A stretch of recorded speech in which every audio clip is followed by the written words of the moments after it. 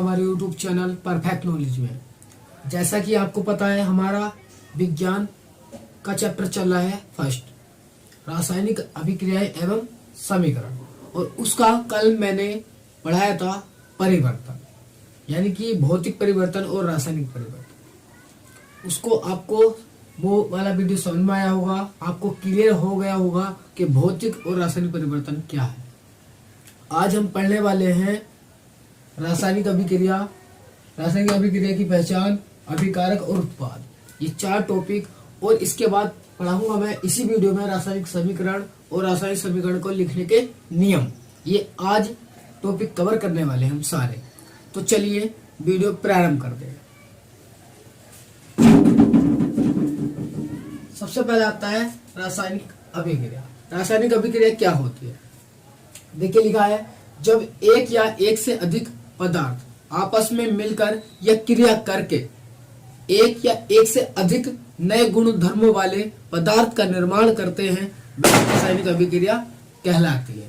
ठीक है, चलिए एक बार और रिवाइज कराऊंगा मैं। जब एक या एक से अधिक पदार्थ मिलकर या क्रिया करके, बात एक ही है, मिलकर या क्रिया करके एक या एक से अधिक नए गुण धर्मों वाले पदार्थ का निर्माण करते हैं, वह रासायनिक अभिक्रिया कहलाती है। चलिए अब आता है एग्जाम्पल, जैसे हाइड्रोजन और ऑक्सीजन मिलकर जल का निर्माण करते हैं। क्या का निर्माण करते हैं? जल का निर्माण करते हैं। देखिए हाइड्रोजन का H2 संकेत होता है, मैं आपको सारे संकेत भी लिखवाने वाला हूँ, सब कुछ। ठीक है, अभी फिलहाल आया है तो ये पढ़ लेंगे। H2 किसका संकेत होता है? हाइड्रोजन का, और ये किस अवस्था में पाया जाता है? गैस अवस्था में पाया जाता है। प्लस ऑक्सीजन O2 संकेत होता है इसका, और ये भी कैसी अवस्था में पाई जाती है? एक गैस अवस्था में पाई जाती है। और मिलकर दोनों ने बनाया क्या? जल। अब देखिए इसकी जो अवस्था है वो द्रव है। कैसी है? द्रव, और ये गैस अवस्था में थी, ये द्रव है। तो नया गुण आया ना इसमें, ये दोनों गैस की उसमें थी फॉर्म में, और ये आई हमारी द्रव में, तो कुछ नया बना, नया यानी कि जल बना। तो यही हमारे कहोगे रासायनिक अभिक्रिया हो गई। ठीक है, चलिए अब अगला टॉपिक आता है रासायनिक अभिक्रिया की पहचान। हम कैसे करेंगे कि ये रासायनिक अभिक्रिया है या नहीं है, तो उसकी कुछ पहचान है। तो नीचे लिखा है, किसी रासायनिक अभिक्रिया को पहचानने के लिए निम्नलिखित गुण है। निम्नलिखित गुण है मतलब नीचे लिखे हुए हैं, और ये मैंने यहाँ पर लिए कंटिन्यू, ऐसे आपको नीचे लिख रहे हैं, क्योंकि आपको पता है अगर ऐसे लेता तो सब कुछ नहीं आता है ना, इसलिए।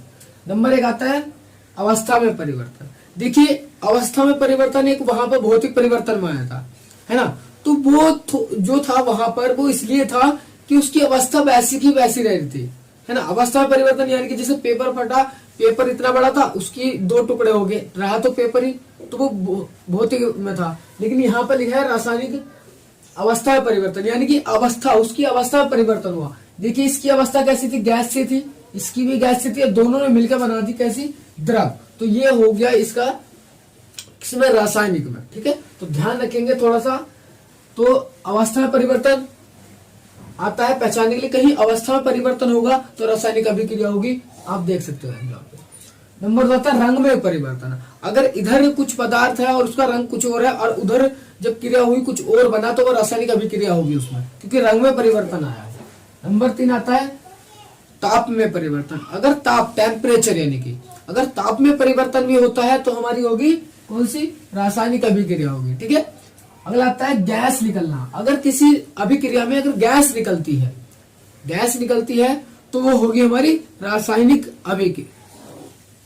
अभिक्रिया। ठीक है, चलिए। या अवक्षेप निर्माण, कोई अवक्षेप के रूप में निर्माण करता है, ये निकलता है कुछ, तो हमारी किस अभिक्रिया में होगा? वो रासायनिक अभिक्रिया होगी। ठीक है, चलिए ये तो होगी इसकी पहचान। अब आते हैं हमारे अभिकारक क्या होते हैं। अभिकारक, तो देखिए रासायनिक अभिक्रिया में जो भाग लेने वाले पदार्थ होते हैं उन्हें हम अभिकारक बोलते हैं। क्या बोलते हैं? अभिकारक। देखिए डेफिनेशन एक बार, ऐसे पदार्थ जो किसी रासायनिक अभिक्रिया में भाग लेते हैं वह अभिकारक कहलाते हैं। यानी कि रासायनिक अभिक्रिया में भाग लेने वाले पदार्थों को अभिकारक कहते हैं। ठीक है, अगला आता है उत्पाद। उत्पाद क्या होते हैं? तो देखिए रासायनिक अभिक्रिया में बनने वाले नए पदार्थ उत्पाद कहलाते हैं। जो रासायनिक अभिक्रिया में नए पदार्थ बनेंगे उसे बोलते हैं उत्पाद। ठीक है। अब एक एग्जाम्पल लिखा है हमने, जैसे H2 + O2, ये वाला एग्जाम्पल नीचे लिखा है और बन गया H2O। तो आपको दिखाई दे रहा है स्पष्ट कि ये रासायनिक अभिक्रिया में क्या ले रहे हैं, भाग ले रहे हैं। तो ये है हमारे अभिकारक, क्या है, अभिकारक। और बन के आया क्या, यही तो आया, यह है उत्पाद। ठीक है, ये हो गया हमारे उत्पाद, क्योंकि बन के तो नया यही आया। या यहां बात करूं, ये क्या है, उत्पाद है, और ये दोनों क्या है, अभिकारक है। क्लियर है, ये अभिकारक है, ये उत्पाद है। ठीक है, चलिए तो अब मैं, आप इसका स्क्रीनशॉट ले लेंगे। पहले तो एग्जाम में देखो क्वेश्चन कैसा आता है, मेन चीज है क्वेश्चन कैसा आएगा। तो क्वेश्चन आएगा कि अभिकारक और उत्पाद को स्पष्ट कीजिए। क्या आएगा, अभिकारक और उत्पाद को स्पष्ट कीजिए। तो आपको इसकी डेफिनेशन लिखनी है कि ऐसे पदार्थ जो किसी रासायनिक अभिक्रिया में भाग लेते हैं अभिकारक कहलाते हैं।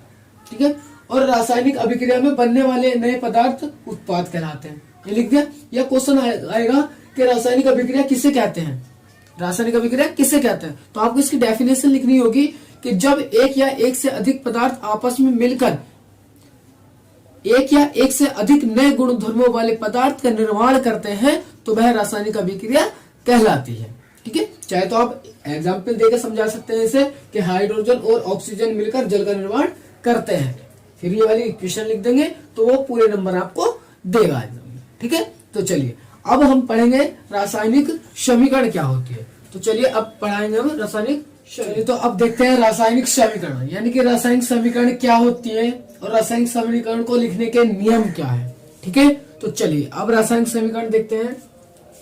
देखिए पहले यहाँ पर मैंने लिख दिया है ऑलरेडी कि रासायनिक समीकरण, रासायनिक समीकरण क्या होती है कि किसी रासायनिक अभिक्रिया में भाग लेने वाले अभिकारकों तथा अभिक्रिया के फलस्वरूप प्राप्त होने वाले उत्पाद को मानक प्रतीकों एवं सूत्रों द्वारा लिखने को रासायनिक समीकरण कहते हैं। यानी कि किसी भी रासायनिक अभिक्रिया में भाग लेने वाले अभिकारकों तथा अभिक्रिया के फलस्वरूप प्राप्त होने वाले उत्पादों को उनके मानकों, प्रतीकों एवं सूत्रों द्वारा लिखने को रासायनिक समीकरण कहते हैं। यानी कि जो भी हम हमारी रासायनिक अभिक्रिया में भाग लेने वाले अभिकारक हैं और जो क्रिया के फलस्वरूप जो उत्पाद होने वाले हैं, प्राप्त होने वाले उत्पाद हैं, उनको मानकों, प्रतीकों तथा उनके सूत्रों में लिखने के द्वारा जो समीकरण मिलती है उसे बोलते हैं हम रासायनिक समीकरण।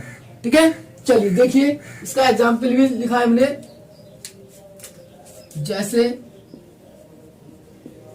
यहां कि मैग्नीशियम तथा ऑक्सीजन की रासायनिक अभिक्रिया में मैग्नीशियम ऑक्साइड बनता है। क्या बनता है, मैग्नीशियम ऑक्साइड। किसकी, मैग्नीशियम और ऑक्सीजन की रासायनिक अभिक्रिया में। तो देखिए मैग्नीशियम Mg, मैग्नीशियम का संकेत Mg होता है और ऑक्सीजन का O2 होता है और मिलकर बना दिया क्या, MgO, यानी कि मैग्नीशियम ऑक्साइड। तो इसको, ये जो समीकरण इसने एग्जाम्पल दिया था ये वाला, इसको इस सूत्रों में लिखना, इन सूत्रों में लिखना। ये जो समीकरण प्राप्त हो रही है यही है रासायनिक समीकरण। क्या है ये, रासायनिक समीकरण है ये। ठीक है, तो ये इसे बोलते हैं रासायनिक समीकरण। चलिए अब देखेंगे रासायनिक समीकरण को लिखने के नियम। क्या देखेंगे, रासायनिक समीकरण को लिखने के नियम क्या है। तो यहाँ पर मैंने एक रासायनिक समीकरण लिखी है और ये संपूर्ण रासायनिक समीकरण है, यानी कि जो कंप्लीटली रासायनिक समीकरण है वो ये लिखी हुई है। ठीक है, तो आपको दिखाई दे रहा है H2O। H2O होता है जल, और जल लिक्विड अवस्था में पाया जाता है। कैसा, लिक्विड अवस्था में, यानी कि L इसका हो गया लिक्विड अवस्था में, इसमें शॉर्ट में लिख दिया L। ठीक है, और इस जल में हमने वैद्युत धारा प्रवाहित करी, यानी कि करंट प्रवाहित करा। क्या प्रवाहित करा, करंट, यानी कि वैद्युत धारा। तो ये क्या हुआ, ये दो उत्पाद में बदल गया। कितने उत्पाद में, दो में, एक हाइड्रोजन एक ऑक्सीजन। हाइड्रोजन की जो अवस्था है वो G है, यानी कि गैस है, और ऑक्सीजन भी हमारी गैस होती है। गैस में बदल गया और यहाँ था लिक्विड। तो सारा इसके बारे में देखिए वर्णन क्या है पूरा।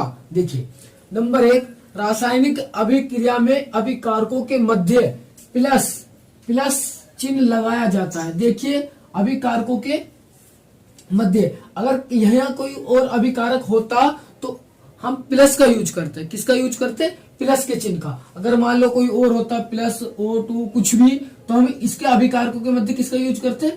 प्लस का यूज करते हैं। ठीक है।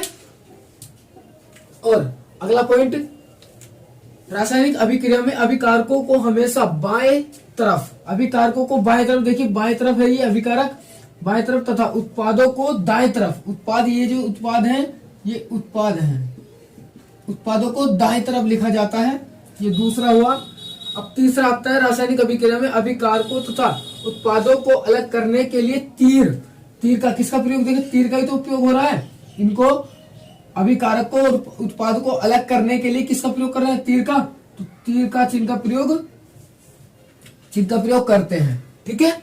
चलिए अगला देखिए, चौथा नंबर 4, रासायनिक अभिक्रिया में अभिकारकों तथा उत्पादों को उनकी भौतिक अवस्था के साथ व्यक्त करते हैं। कैसी अवस्था के साथ? भौतिक अवस्था के साथ। देखिए ये इसकी भौतिक अवस्था है, लिक्विड फॉर्म में है। ये भौतिक अवस्था है गैस फॉर्म में है। ये भौतिक अवस्था इसकी गैस फॉर्म में है। ठीक है। चलिए लास्ट पॉइंट नंबर 5, नियम नंबर 5, यानी कि रासायनिक अभिक्रिया में तीर के ऊपर अवस्था को प्रदर्शित करते हैं। किसको करते हैं? अवस्था को, यानी कि जो हमारी रासायनिक अभिक्रिया है वो किस अवस्था में हो रही है। तो देखिए ये हो रही है विद्युत धारा की अवस्था में। अगर विद्युत धारा आपने प्रवाहित की है, यहाँ पर है, तभी ऐसा होगा, वरना नहीं हुआ है। ठीक है। तो ये संपूर्ण अभिक्रिया है और ये इसके लिखने के नियम है। हर अभिक्रिया को हम इसी तरीके से लिखेंगे। अभिकारक होंगे तो उसके बीच में 2 अभिकारक होंगे तो प्लस का चिन्ह करेंगे, 3 होंगे तो प्लस का चिन्ह यूज करेंगे। ठीक है। अभिकारक को उत्पाद को अलग करने के लिए किसका करेंगे? तीर का प्रयोग करेंगे। ठीक है। और उत्पाद को, अभिकारक को इनकी भौतिक अवस्था की फॉर्म में रखेंगे। ये भौतिक अवस्था की फॉर्म है, ये भौतिक अवस्था की। और तीर के ऊपर हमारी जो रासायनिक अभिक्रिया होगी किसकी उपस्थिति में होगी वो दर्शाएंगे। ठीक है। कि प्रकाश की उपस्थिति में होगी, या विद्युत धारा की होगी, या ऊष्मा की होगी, किसकी उपस्थिति में होगी, तो वो यहाँ दर्शाएगा। तो ये 5 पॉइंट थे, आपको ये पता होने चाहिए। इनके द्वारा रासायनिक अभिक्रिया लिखी जाती है। ठीक है। चलिए तो आज के लिए इस वीडियो में इतना ही। कल मिलेंगे और कल हम पढ़ने वाले हैं मानक प्रतीक पढ़ाऊंगा मैं आपको, यानी कि जो जैसे कि आपको Mg है, अब Mg मैग्नीशियम का Mg संकेत आपको तो पता नहीं होगा, तो वे संकेत पढ़ाने वाले हैं। ठीक है। संकेत पढ़ाएंगे और संयोजकता सारणी पढ़ाएंगे आपको कल। ठीक है। चलिए तो आप इसका स्क्रीनशॉट ले लेंगे और इसे थोड़ा आप 1-2 बार रिवाइज करेंगे, आपको याद हो जाएगी। ठीक है। एक बार में नहीं होगी, लेकिन 1 या 2 बार में आप रिवाइज करेंगे, इसे आपको याद हो जाएगी। ठीक है।